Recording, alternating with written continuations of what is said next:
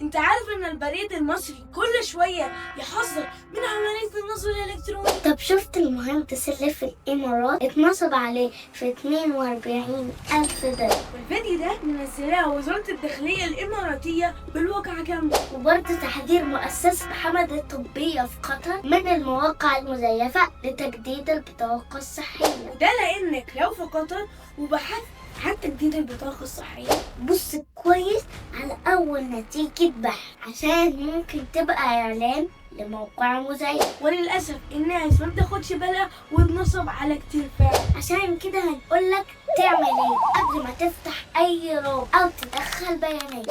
أنا مروان وأنا ليا واحنا من عائلة الفرق. أول حاجة اتأكد إن الرابط يبدأ ب HTTPS وفي علامة القفل. تاني حاجة اتأكد من اسم الموقع، لو لقيت بدل النقطة داش ده مزيف أو حرف زيادة في النص أو في الآخر ده مزيف. طب لو لسه شاكك وقلقان روح على موقع فيروس توتال وانسخ الرابط هناك وهو هيعمل سكان ويعرفك لو هو آمن ولا لأ. وخلي بالك من الإعلانات والروابط المختصرة دي اللي بتوصلك للمواقع المزيفة. وبس كده، تابعنا واستفيد واعرف أكتر بدون تعقيد. ولو عجبكم الفيديو اعملوا لايك وشير واوعوا تنسوا السبسكرايب. سلام.